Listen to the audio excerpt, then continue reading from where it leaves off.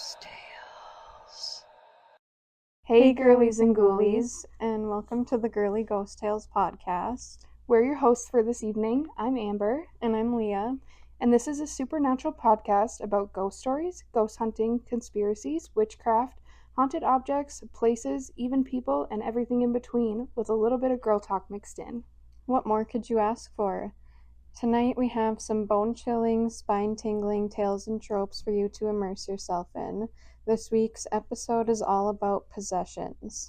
So sit back, grab some popcorn, and get comfy. And to the grave we go. We are diving deep into one of the most infamous hauntings in American history, the Amityville Horror.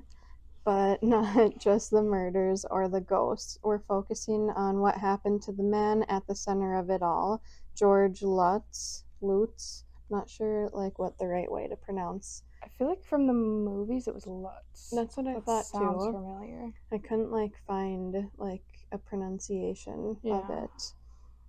Was he possessed? Did something in that house change him forever? Let's find out. And so their experiences in their house, it's what inspired the Amityville Horror movie, obviously. But the possession angle of it is often overlooked or sensationalized. So this is the most accurate of what I could find that actually happened, all of the events and witnesses and everything. George Lutz was just your average guy before all of this. He was a former Marine, worked in land surveying, and had just recently married Kathy Lutz, a woman with 3 kids from a previous marriage. They were trying to start fresh together. In 1975, they found what seemed like a dream house at 112 Ocean Avenue in Amityville, New York. Huge Dutch colonial style right on the water, and the price was suspiciously low. That's because the house had a dark history. It was the site of a gruesome mass murder just 1 year earlier. Ronald DeFeo Jr. had murdered his entire family there, his parents and 4 siblings.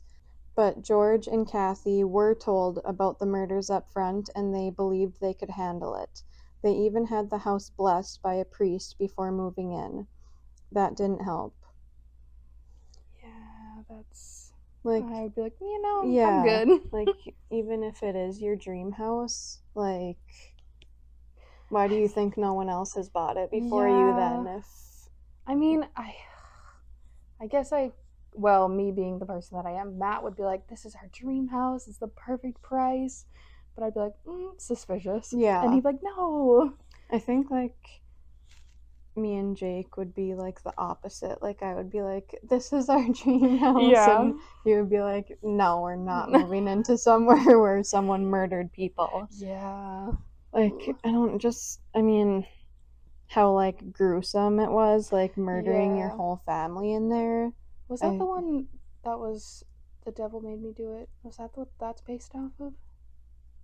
I think it might be, because the name sounds familiar. Yeah, I can't remember. I know that's what he was saying, in the movie, the Ronald DeFeo Jr. was hearing voices telling him to kill his family, and that's what he did in that movie. So it could be. Okay, yeah, I think that is the right thing that I'm thinking. Yeah, I think it probably is. So almost immediately after they moved in, things started happening, and what's really interesting is how the energy of the house seemed to target George the most. Out of everyone in the family, he changed the fastest and the most dramatically. His entire personality started shifting.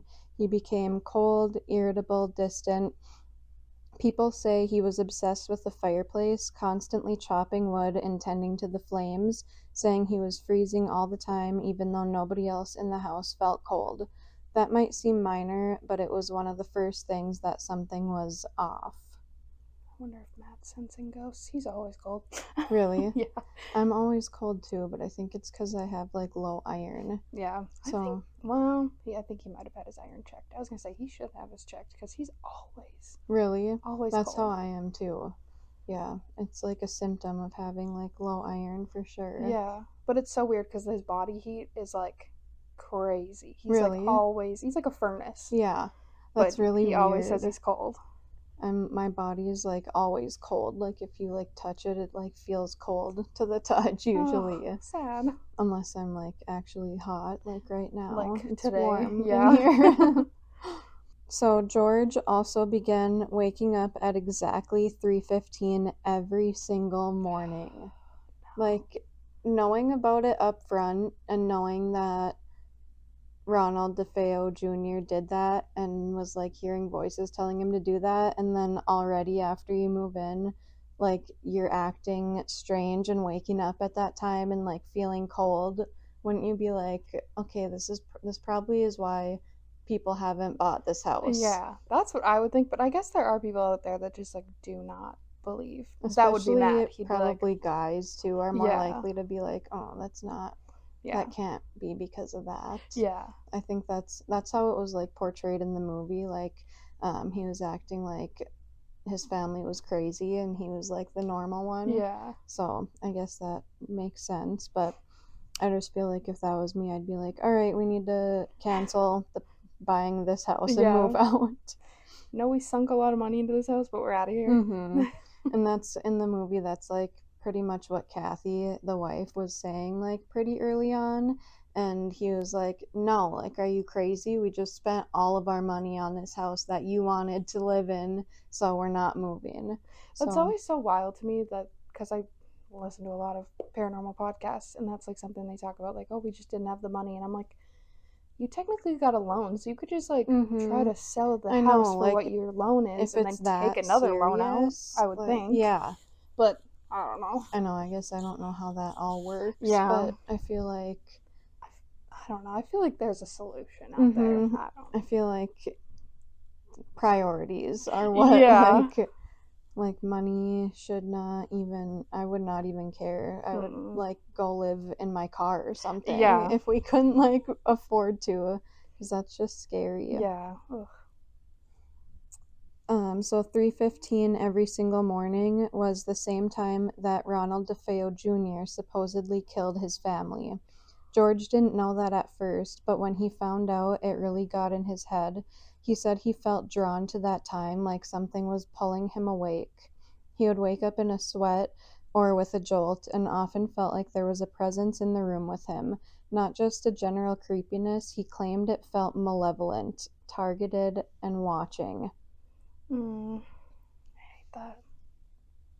So from there, things escalated and George started having intense, violent dreams. He saw shadowy figures around the house, sometimes in mirrors, sometimes in reflections. He claimed he saw a dark shape standing at the foot of his bed. At one point, he saw a pair of glowing red eyes outside the window. That turned into one of the most infamous parts of the story, the pig-like demonic entity they named Jody. George and Kathy's daughter, Missy, had an imaginary friend named Jody, who she said was a pig with glowing red eyes, and George started seeing it too. He believed it was a demonic entity watching them. What an odd thing to see, a pig. Yeah, in the movie, like in the Amityville Horror movie, Jody is Ronald DeFeo's little sister, and she's like a 7-year-old girl, and I think she looks like she was about like 6 or 7. She had like a bullet hole in her head right here. And that's who the daughter sees and like plays with and talks to, so it's not like a pig like demon in the movie, it's like a little girl.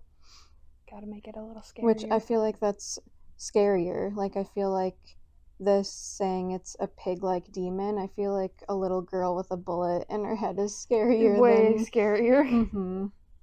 But it's just I feel like I would find it kind of funny to see like a pig. I know. I'm like, what is going on? Just how I'm picturing it does not seem like scary. Yeah. No.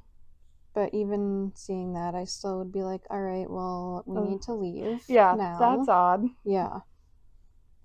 And George also started feeling physically ill in certain parts of the house. The worst was the 3rd floor room they called the sewing room. George said he couldn't go in there without getting nauseous. His skin would crawl, he'd start sweating, and he'd feel like something was going to jump out at him. There were cold spots throughout the house, but in that room it was like it had a personality of its own, one that hated him. And it wasn't just fear. George began having thoughts that scared him. Violent thoughts. He never hurt anyone, but he admitted later that he felt pushed towards rage, like something inside him was growing darker and angrier. Some accounts even say he became abusive towards Kathy and the kids during those 28 days, though George himself denies that. He said it wasn't abuse, but he admitted he was cold and detached and didn't know why. He said it was like he was watching himself become a different person. So you're literally watching yourself become possessed by whatever Ronald DeFeo Jr. was possessed by. Yeah. Like, I feel like, can't you see where it's headed? Like, that's probably the same exact thing that happened to him, and he ended up murdering his whole family. Yeah. So. I'd be a little... And, like, cautious. If I was Kathy, I would be taking the kids and leaving, like, immediately. Yeah. Obviously, I don't know what I would actually do in that situation, but I feel like I would not stay that long in the house. Absolutely not. Ugh. So this is when people started using the word possession, not full-on head-spinning, speaking in tongues possession, but a kind of influence. In demonology, they call this oppression. It's a step before possession. The entity attaches itself to you, breaks you down psychologically, emotionally, even physically, until you're more susceptible to a full possession. George showed classic signs of this: sleep deprivation, isolation, obsessive behavior, and paranoia. And remember, the house had already been blessed. The priest who did it, Father Mancuso, experienced terrifying things himself. He claimed he heard a disembodied voice say, "Get out," while blessing a room. He felt slapped across the face, developed painful blisters on his hands, and ended up getting very sick for weeks afterward. Oh my gosh. Yeah, that would be I wouldn't even move in. I'd No. be like, nope. Like, I feel like they should have had a priest go there before they moved in. Yeah. Because then if they saw that, they would be like, all right, well, we should not get this house. I'd be like, like when you buy a house and they're like, okay, we want to get an inspection done on the house. I also want a priest to go in and feel it out. Yeah, like, especially because they knew ahead of time that there was, like, murders there. Yeah. And they're, like, bringing their kids into the house with them, too. That's what I'd be most scared about, is, like, my kid getting possessed or something. Or just seeing anything scary. Yeah. And that does happen in the movie, too, with Jody. Like, the little girl is up on top of their roof, like, so high up, and she's, like, walking, like, balancing on, like, the beam. That's so funny. I actually just saw a clip of that on TikTok, like, 2 days ago. Oh my gosh, that's weird. Yeah. Why does stuff like that always happen? I don't know. That is so weird. Because I didn't even tell you what I was doing my topic on or anything. No, that's so weird. And I believe there's no coincidences. So I feel like you saw it on purpose. Yeah, I was like, we just tapped in or something. That's so weird.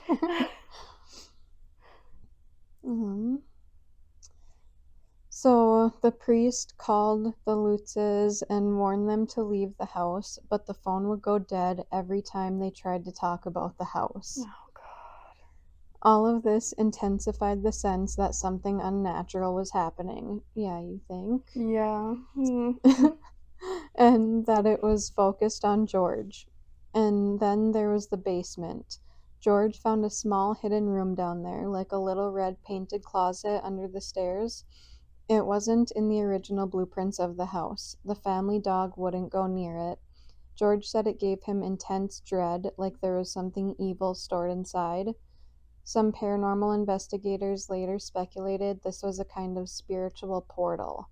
Now let's talk about how others perceived George. Friends said he looked like a different man. He lost weight, his eyes looked sunken, and he seemed constantly exhausted.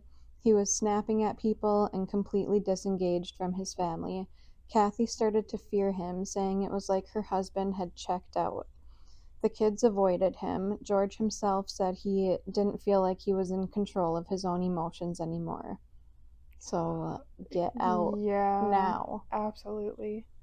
I feel like as the wife, as soon as you're like scared of your husband, I was like, yeah, we're out of here. Like can see that he's like a different person. Yeah. Like I don't know. I just feel like there's so many points where I'm like, why are they still here? Yeah. I guess they just really want to believe that nothing is happening. I feel like it's just denial. Yeah. Like everything's fine. Mm-hmm.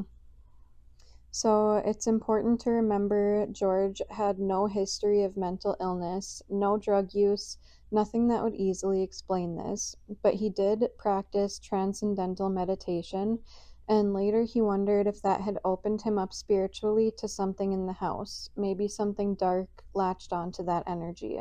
Yeah. Which would make sense, because that does like relax you and open you up to things by meditating. Yeah. Even if you're not like conscious that you're doing it. That's not your intention. Mm-hmm. So after just 28 days, the Lutz family fled the house. They left everything behind. Furniture, clothes, food on the table. They never went back to live there. George claimed that on their last night in the house, something physically pushed him to the floor. He couldn't breathe, and he felt like he was being smothered by an unseen force. Kathy had a nightmare that something was levitating her off the bed. The kids were screaming. Whatever was in that house, they believed, had fully attached itself by then, and it was only getting stronger. So later on, the famous paranormal investigators, Ed and Lorraine Warren, got involved. Lorraine claimed that when she walked into the Amityville house, she felt a darkness unlike anything she'd ever experienced. She believed it was a demonic infestation, and she zeroed in on George. She said whatever spirit was in that home had tried to take possession of him, and that if they stayed much longer, it could have fully taken over. And her saying that, like, listen to what she's saying. Skeptics, of course, say it was all a hoax, a publicity stunt. The lawyer William Weber, who originally worked with the Lutzes, later claimed they made the whole thing up over a bottle of wine. But George always denied that. Even decades later, after he divorced Kathy, after he was no longer financially gaining anything from the story, he still stuck to it. He never once recanted. He said, "What happened to us in that house was real. Whether you believe it or not, I don't care. I lived it." Like, what reason? Yeah. And like the priest, that happening with the priest, like how could that be faked? Yeah, I can't imagine a priest would lie about it either. And that's the weird part. He never changed his story. Most hoaxes unravel eventually, people slip up, but George held firm even when it made him look crazy. That kind of consistency adds a layer of credibility for a lot of believers. So if you believe in the idea of demonic oppression or possession, George Lutz's experience hits a lot of those hallmarks: the personality shift, obsessive and isolating behavior, exposure to cold spots and oppressive energy, spiritual dreams, waking up at a specific cursed hour every night, physical manifestations, and the involvement of entities like Jody the pig or whatever was in the basement. The fact that it followed a horrific murder also fits many possession narratives. The idea that violence leaves a scar and spirits, or worse, can feed off of that trauma. At the very least, something in that house profoundly affected George Lutz, whether it was psychological, supernatural, or something in between. That's up for debate. But what isn't up for debate is that he was never the same after living there. Crosses in the house were found inverted, windows would slam shut, slime oozed from the walls, and doors were ripped off of hinges. Kathy reported red welts appearing on her chest after laying down for a nap. One night, she levitated off of the bed and claimed she was frozen in place and couldn't speak. George said he saw her transform into an old woman before his eyes. Her face aged rapidly, her hair turned gray, and her skin wrinkled, then went back to normal. Oh no. That's terrifying. I would think I was having a dream. Mm-hmm. I'd be like, is this reality? Yeah. A neighbor reported hearing chanting or drumming from the home early in the morning hours. A police officer allegedly responded to a call from the Lutz family about intruders, but found no evidence of a break-in. However, the door had been ripped off of its hinges, something not easily faked. Oh my gosh. So, Father Ralph J. Pecoraro, or Father Mancuso, the one who originally went there to bless the house, later confirmed under oath that he heard a deep male voice say, "Get out," while blessing the sewing room, which the sewing room was the one George said he couldn't go into without feeling nauseous. Mm-hmm. He also testified under oath that he developed the blisters on his hands and became physically ill, and that he attempted to call them and warn them, but the phone line kept cutting out or would have static or drop the call or have strange sounds coming from it. So he did say all of that under oath. So yeah, and like I said, I feel like a priest isn't gonna. It's like against their moral code to lie.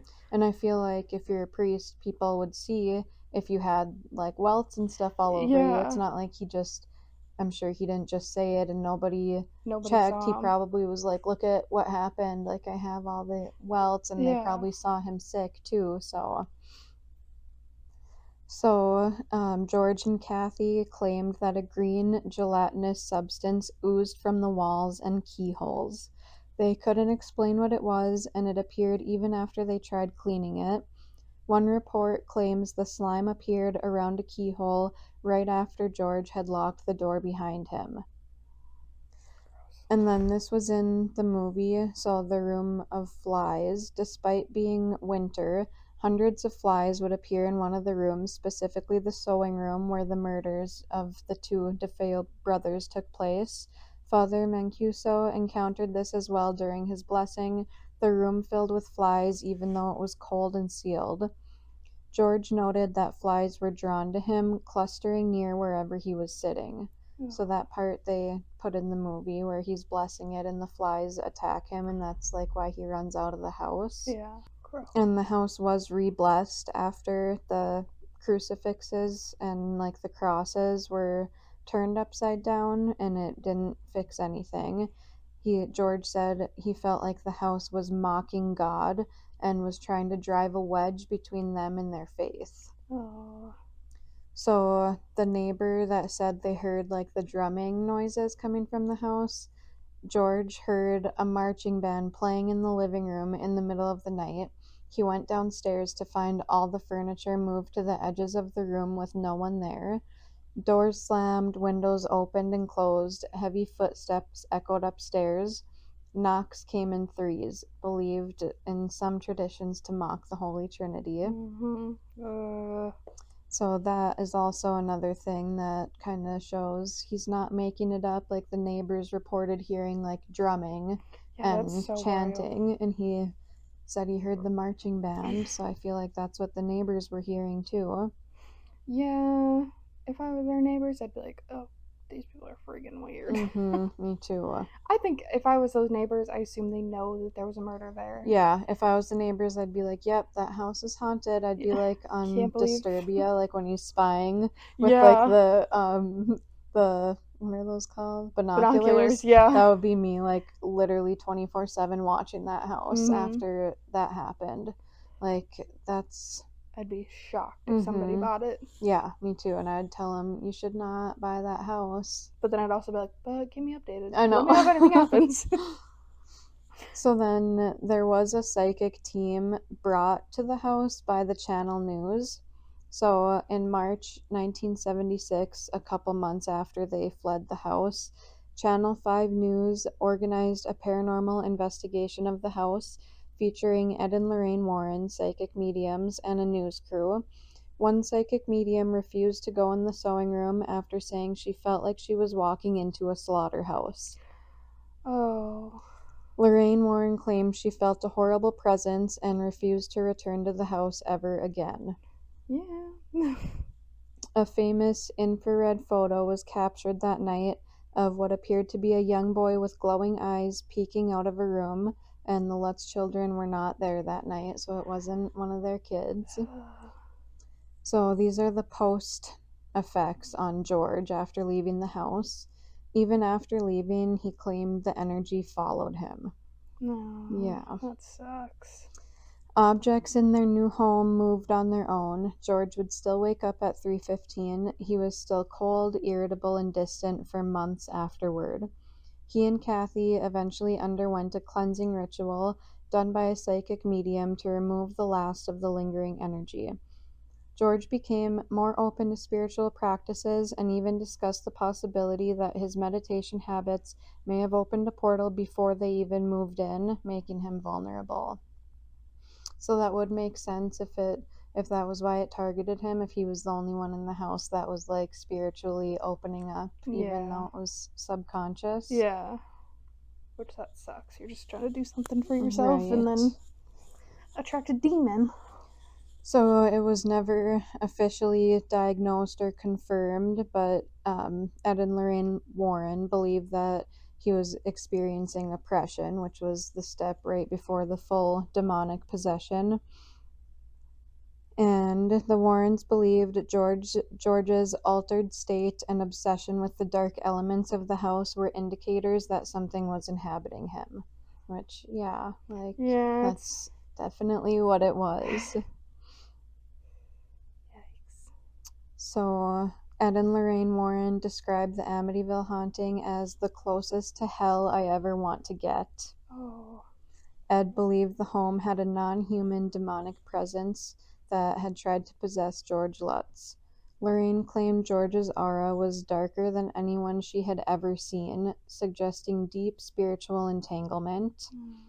And parapsychologist Hans Holzer investigated the case separately and believed the haunting stemmed from Native American burial grounds under the house. His medium, Ethel Johnson Myers, claimed to have contacted the spirit of an angry Native American chief who cursed the land. So, was he experiencing psychosis, extreme stress, residual trauma from moving into a house tied to a mass murder? Was he the victim of spiritual oppression, chosen as the weak link by an entity? Some experts also suggest a thought form, which is created by energy of the murders and trauma, might have latched onto him. So kind of like a manifestation, just without even knowing that's what you're doing. So whatever happened in that house, whether supernatural or psychological, changed George forever. Whether you believe in demons or not, one thing's for sure, something inside 112 Ocean Avenue took a hold of him and never quite let go. That's terrifying. Did you have a picture, that one picture, that infrared? I don't know if this is even the actual picture. That's the one I kept finding online. Oh, I hate that. Which is like a little boy, it looks like. I couldn't find any that were proven to be actually from the house. I hate it. Yeah.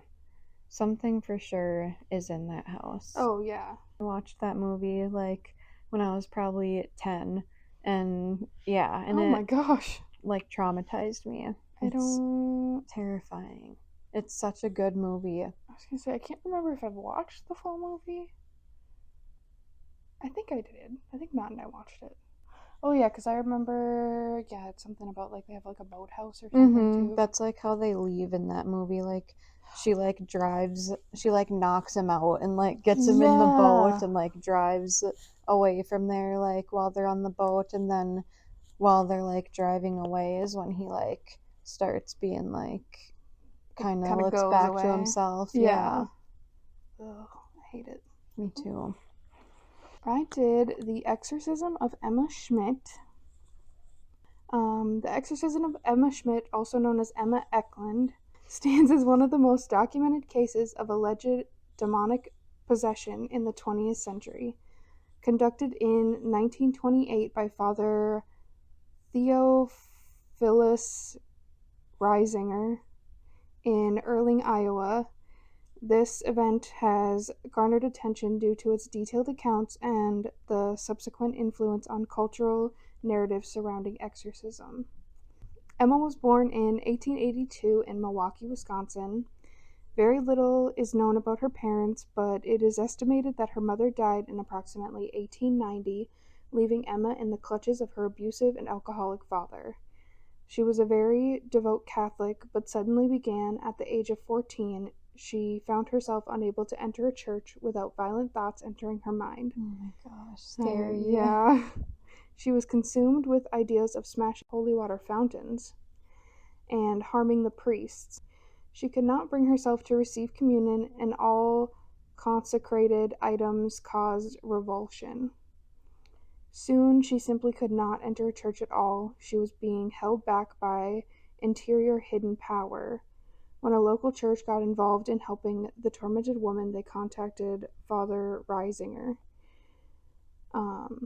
He was born in Germany, 1899, and at the age of 20, he joined the Capuchins, a branch of the Franciscan order. He immigrated to the United States and first practiced in New York City before moving to the Midwest in 1912. The same year, he would perform his first exorcism on the same Emma Schmidt. Father Reisinger's first exorcism on the young Schmidt was deemed successful, and she was able to return to a normal life, but the effects were short-lived. By the time Schmidt and Father Reisinger met for the second time, she claimed she had not experienced a day of peace in decades. In the same amount of time, Father Reisinger went from his first exorcism to becoming the go-to name for dispelling the evils infecting human beings, with 19 successful exorcisms under his belt. Oh my gosh. It's 19. Crazy. Why didn't the results of Schmidt's first exorcism last? When she first became tormented, she claimed that it was the result of curses put on her by her abusive father and Aunt Mina, widely regarded to be a witch, who allegedly placed curses on her and put cursed herbs in her food. Now both her father and aunt were dead, but it did not stop their spirits from tormenting her and ushering demonic forces into her mind and body. When Father Reisinger was once again called upon to exorcise the demons tormenting Emma, he was preaching at St. Joseph's Parish in Earling, Iowa. He reached out to his longtime friend, Reverend Joseph Stinger, requesting permission to conduct the exorcism at Stinger's parish. Though initially hesitant, Father Stinger agreed, recognizing several advantages to the location. Earling was home to a Catholic church and a nearby convent where Schmidt could reside during the process. The town itself was small and quiet, with only a few hundred residents, yet it remained accessible via major railway line and its proximity to Des Moines.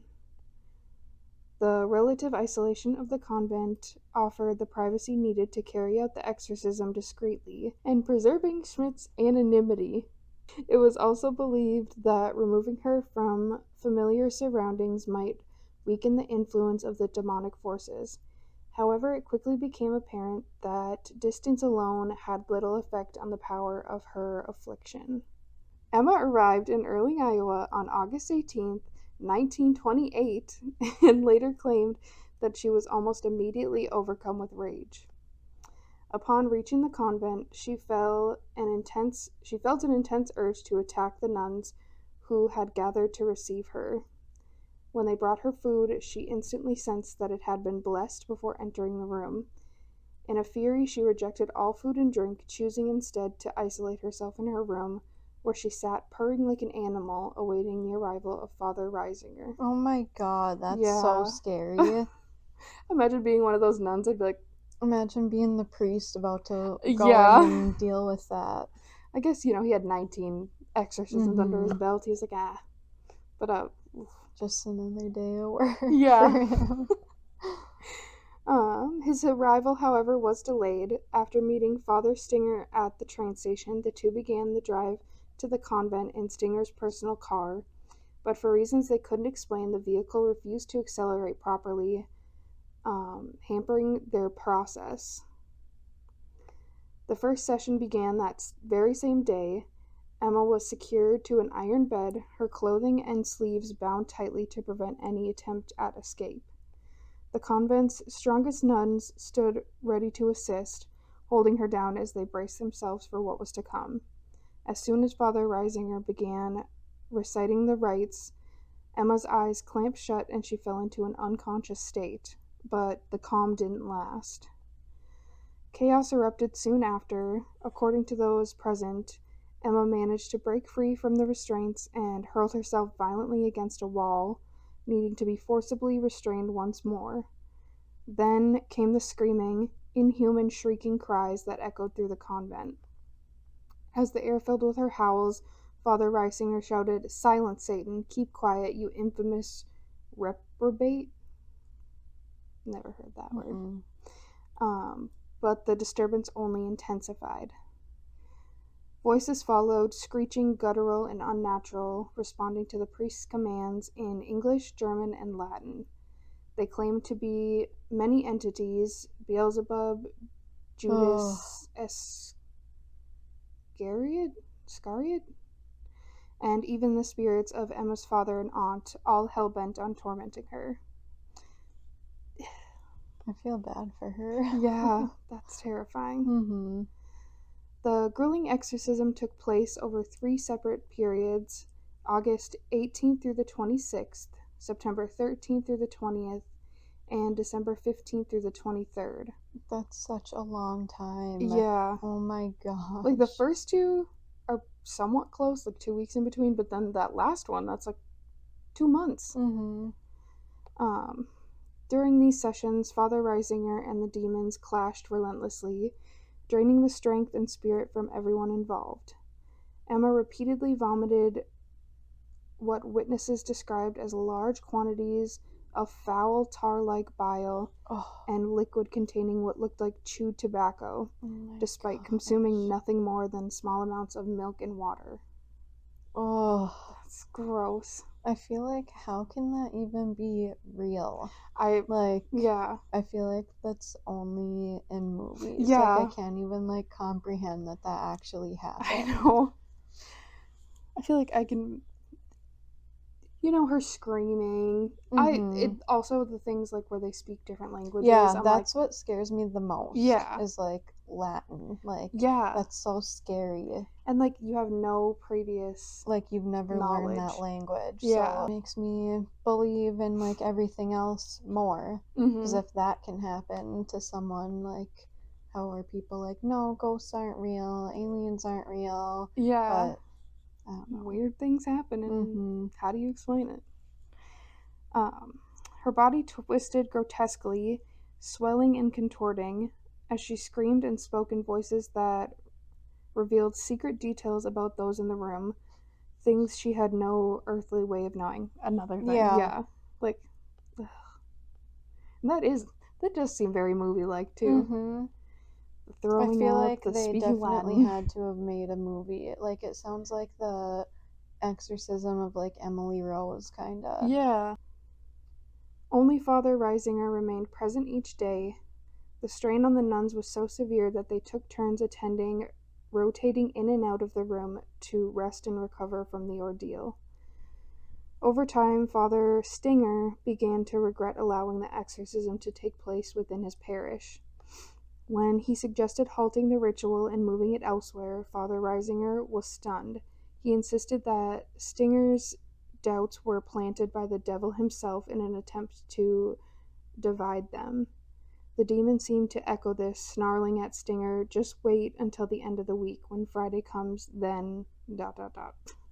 On that Friday, as he traveled to visit a sick parishioner, Father Stinger was involved in a car accident.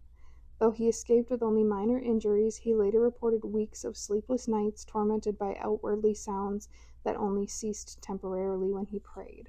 Father Reisinger's efforts were having no effect on the tormentors residing within Emma. But beginning on December 15th, a shift began. The intensity of the evil inside her slowly started to weaken. Then, at 9 p.m. on December 23rd, 1928, months after the ordeal had begun, Emma suddenly sprang upright in her bed. Expecting another violent outburst, the attending nuns rushed to restrain her, but instead of lashing out, she collapsed back and began to murmur softly, "Beelzebub, Judas, Jacob, Mina, hell, hell, hell." Moments later, her eyes flew open. Fully conscious, she looked around at the stunned onlookers and exclaimed, "From what a terrible burden have I been freed at last. My Jesus, mercy. Praised be Jesus Christ." It became clear Emma was herself again. After months of relentless torment, the exorcism had succeeded. Which is just crazy that just randomly she was like, "Oh, yeah, I'm good now." Yeah. It's crazy it lasted that long. Yeah. Because it doesn't, I mean, they don't say that they did some sort of exorcism that day when that happened. It just kind of sounds like she... That's when I feel like, did it go away, or does it just want her to think it went away? Yeah. So they don't keep trying to do the exorcisms, and then when she thinks it's all fine, then it's going to come back. She's going to go back to wherever. And then the events surrounding her exorcism were meant to remain confidential. Within a year, the nuns who had endured the ordeal requested transfers and were quietly reassigned. Father Reisinger continued his ministry and exorcism work until his death in November 1941. As for Emma, she reportedly returned to a peaceful and devoted Catholic life, free from demons that had haunted her for nearly 40 years. Oh my God. That's crazy. The story might have faded into obscurity if not for Reverend Carl Vogue, who collected first-hand accounts and documented the ordeal in a booklet titled Begone Satan. Originally written in German and later published in English in 1935, the 48-page pamphlet, I don't know if I'd call that a pamphlet, no. was intended to encourage those of strong faith to continue to give battle to the evil one. Featuring detailed dialogues between Father Reisinger and the possessing spirits, along with eyewitness testimonies, the account quickly gained attention, including coverage from major media outlets like Time magazine. Given the extreme nature of the story, there had been widespread debate over the validity of the possession of Emma. Eyewitness accounts swear to its accuracy, with Father Stinger's housekeeper swearing, "I was a witness to almost the whole period of the exorcism of the Erling possession case, and I can truthfully say that the facts mentioned in Begone Satan are correct. Some of the scenes were even more frightful than described in the booklet. There is not the slightest doubt in my mind that the devils were persistent, and I will never forget the horrible scenes, vile, filthy, and dirty, as long as I live." Oh my gosh, that's intense. Still, not everyone agrees that Emma was truly possessed. Some believe she was instead the victim of severe mental illness, an area that in the early 1900s was poorly understood and often neglected. Emma had been evaluated by multiple physicians during the early years of her reported possession, yet no one could diagnose any condition. One specialist even declared her normal to the fullest sense. Others go further, suggesting that Emma may have never existed at all. One reason the story continues to gain traction may be the notable lack of evidence disproving it. The exorcism was among the last officially sanctioned by the Catholic Church, and papal records do confirm that an exorcism of a woman took place at the convent of the Franciscan Sisters, carried out over 3 separate sessions spanning 28 days. With so much secrecy surrounding the event and the only detailed accounts coming from eyewitnesses, many paranormal researchers still cite the case of Emma as one of the most credible instances of demonic possession in American history. Initially, Father Reisinger worked hard to keep the incident quiet. However, when Reverend Carl Vogue published Begone Satan, the story became public. Among its readers was author William Peter Blatty, who cited the case as one of the inspirations for his novel The Exorcist. Nearly a century after the original events, Welsh director Andrew Jones brought Schmidt's story back to the screen with his 2016 film The Exorcism of Anna Ecklund. After her second and reportedly successful exorcism, Emma and all the aliases tied to her vanished from public record, yet her story endures, resurfacing time and again in books, films, and ongoing debates about the nature of the possession and the paranormal. It's just so weird that they're like, did she even exist at all? Yeah. It's also weird that that lasted 28 days, and that's the same amount of days that the Lutzes fled from their house. And there's also that scary movie called like 28 Days Later. It must be something to do with like evil entities or demons or something. They hit 28 days and they're like, we can't keep going any longer. I didn't even realize that. No. That's crazy. Just have a couple pictures. This is Father Reisinger. Oh my gosh, why does he look like the guy on Scary Movie that plays the priest when they do the exorcist scene? I haven't seen that one in a long time. Oh my gosh, I need to pull up a picture of him. This guy. Okay. Where'd you go?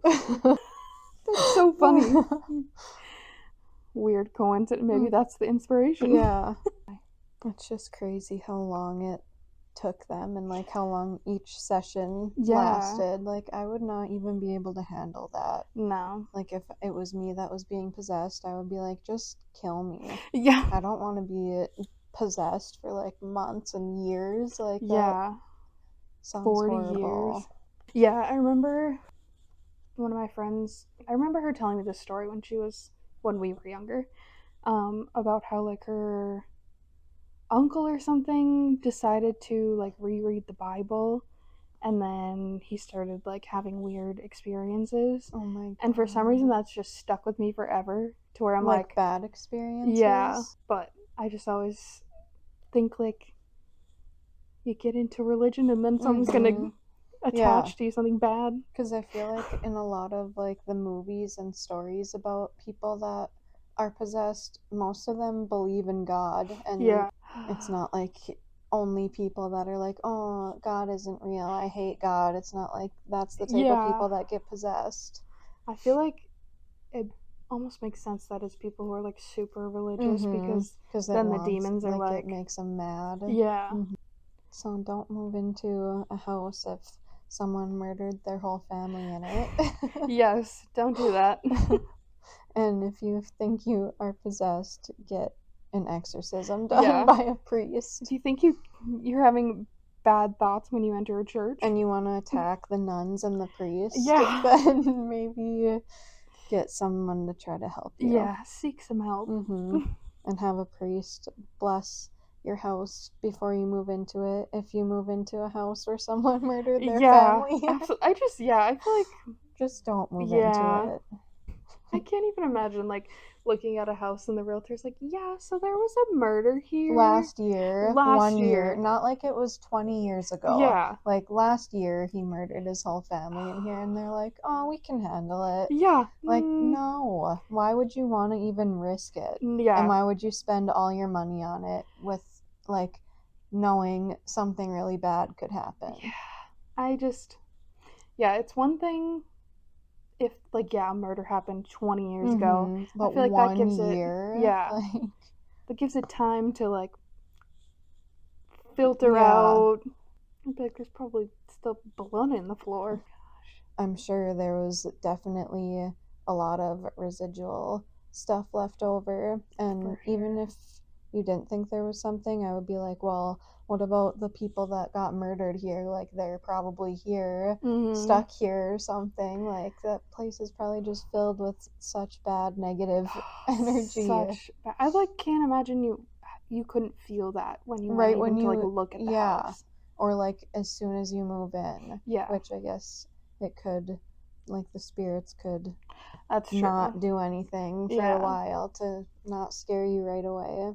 That's true. That's kind of how it portrayed it in the movie, was like slowly happening, and then by the time she wanted to leave, he was already like being controlled and was like, no, we're not leaving. So Thanks, girlies and ghoulies, for joining us. Those were some terrifying tales. Hopefully not too scary, because we want you to join us again next week when we'll be swapping stories about Matrix mysteries. Trust me, you don't want to miss it. We are on Patreon. For $5 a month, you'll have access to all episodes 1 week early, behind the scenes footage, our live full moon ghost hunts during every full moon of the month, our Haunted Doll segment, Tarot Tuesdays, where we do readings and share ghost stories, and automatic entry into a monthly Girly Ghost Tales giveaway. Make sure to follow us on Facebook, Instagram, TikTok, and YouTube, and email us your ghost stories and anything paranormal at girlyghosttales@gmail.com. New episode release every Friday at 6 p.m. Central Standard Time. So until next time, and remember, if you hear a whisper in the dark, it's probably just us. But just in case, keep your lights on and your doors locked. Try not to get possessed. Good night.